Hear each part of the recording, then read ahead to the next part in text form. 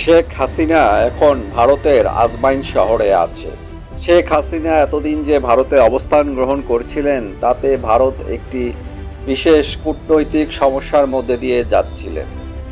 শেখ হাসিনার ভারতের অবস্থান নিয়ে মোদী সরকারকে দেশের ভিতরে বাহিরে যথেষ্ট চাপের মুখে পড়তে হয়েছে।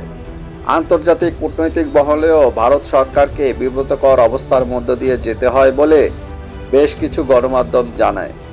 সর্বশেষ যুক্তরাষ্ট্রের পক্ষ থেকে ভারতের কাছে জানতে চাওয়া হয় হাসিনা কোন প্রোটোকলে ভারতে অবস্থান করছেন। ইতিমধ্যে অন্তর্বর্তী সরকার তার কূটনৈতিক পাসপোর্ট বাতিল করে দেয়ায় ভারতে থাকার বিষয়টি নিয়েও জটিলতা দেখা দেয়। এরপর গুঞ্জন ছড়িয়ে পড়ে ভারত থেকে তিনি অন্য কোনো দেশে পাড়ি জমাতে পারেন, তবে ইউরোপ নাকি মধ্যপ্রাচ্যের কোন দেশে যাবেন সে বিষয়ে ভারতীয় কোনো গণমাধ্যম নিশ্চিন্ত করে কিছু বলেনি। এ নিয়ে ভারত সরকারও স্পষ্ট করে কিছু যায় আনায়নি। এর আগে শামীম ওসমানকে দিল্লিতে নিজামুদ্দিন আউলিয়ায় দেখা যায়, সেই ছবিও গণমাধ্যমে আসে। এর কিছুদিন পর দুবাইয়ের একটি শপিং মলে দেখা মিলে তার। সেখান থেকে ধারণা পাওয়া যায় সংযুক্ত আরব আমিরাতেই অবস্থান করছেন শামীম ওসমান।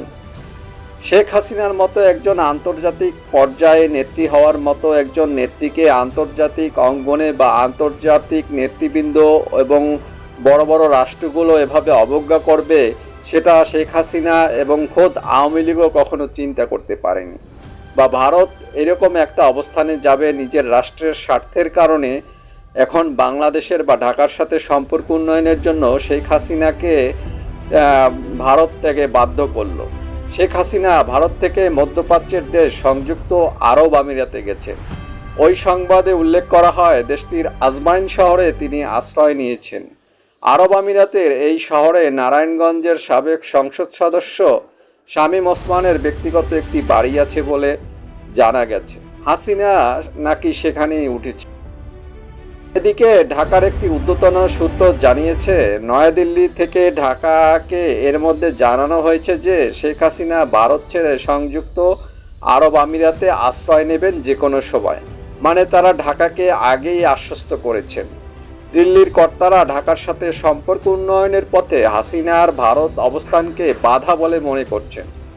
আওয়ামী লীগ ও তার অঙ্গ সংগঠনের নেতার সাথে শেখ হাসিনার যে বেশ কিছু ফোনালাপ ফাঁস হয়েছে সেটা বাংলাদেশের অভ্যন্তরীণ কোন্দল সৃষ্টি করার, প্রশাসনকে বিব্রত করার, এটা নাকি শেখ হাসিনা নিজেই ফাঁস করেছিলেন এবং এটা নিয়ে ভারত সরকার বেশ বিব্রতকর অবস্থায় পড়ে গিয়েছে এবং এই কারণেও তড়িঘড়ি করে শেখ হাসিনার স্থানান্তর করা হয়েছে বলে মনে করছি আমরা। এর একটিতে তিনি টুপ করে বা চট করে বাংলাদেশে ঢুকে পড়বেন বলে উল্লেখ করেন এবং আর একটিতে বাংলাদেশের একজন পুলিশের ওসি তার খোঁজ খবর, তার বাড়ি কোথায় এসবও জিজ্ঞেস করেন ছাত্রলীগের জনৈক একজন নেতার সাথে। এই ফোনালাপটাও বেশ আলোচিত হয়েছে। এখন শেষ পর্যন্ত শেখ হাসিনা আপাতত সংযুক্ত আরব আমিরাতের আজমাইন শহরে আছে এবং মোস্ট প্রবাবলি সে শামীম ওসমানের নিজ বাড়িতেই অবস্থান গ্রহণ করছেন।